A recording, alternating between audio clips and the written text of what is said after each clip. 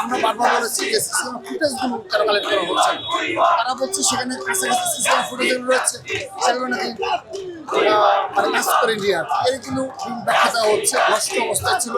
আমরা বলেছি বিশেষ করে ডিবির যারা দায়িত্বে তদন্তের দায়িত্বে রয়েছে তারা আমাদের যেতে বলেছে যে তারা বলেছে যে তৎকালীন সময় শাহবাগ থানা পুলিশ কিংবা আইন শৃঙ্খলার দ্রুততম সময়ে যদি তৎপরতা চালাতো হয়তোবা তৎকালীন সময়ে অনেকভাবেই গ্রেপ্তার করা সক্ষম হতো।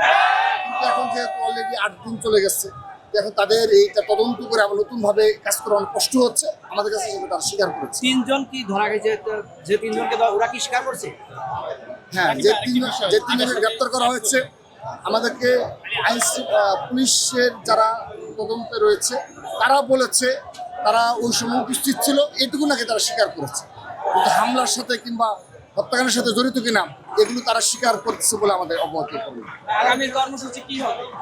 আমরা যদি দেখেন আমরা কিন্তু গেটে কর্মসূচি দিচ্ছি এবং শাহবাগ আমরা মাত্র 2 দিন ব্লক করেছি। আজকে আমাদের আনুষ্ঠানিকভাবে আমরা আগের যে কর্মসূচি অনুযায়ী ধারাবাহিকতা সে অনুযায়ী আমরা এই কর্মসূচি ঘোষণা করেছি।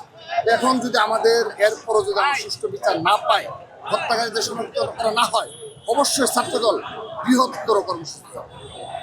আজকের কর্মসূচি সম্পর্কে একটু জানতে চাই। হ্যাঁ, আমরা আজকে এই সকালটাকে দেখেছিলাম মুষলধারে বৃষ্টি এবং স্বাভাবিক পানি জমে গেছে, কিন্তু সেই পানির উপর নেতাকর্মীরা বসে এই অবরোধ কর্মসূচি পালন সফল করছে এবং আমরা আশ্বস্ত করতে চাই অবশ্যই সাধারণ জনগণের কিছু দুর্ভোগ পোহাতে হচ্ছে, কিন্তু তারপরও এটুকু মেনে নেওয়ার জন্য অনুরোধ জানাচ্ছি। এই কারণে যে আমরা আমাদের ভাইয়ের হত্যার প্রতি বিচার চাই। তা না হলে আগামীতে এই ধরনের আরও অনেক ধরনের অনাকাঙ্ক্ষিত পরিস্থিতি সৃষ্টি হতে পারে, যেগুলো পরবর্তীতে এই গভর্নমেন্ট ট্যাকেল দিতে পারবে না।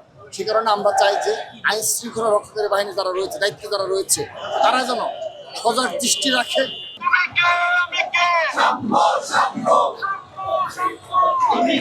আমি কে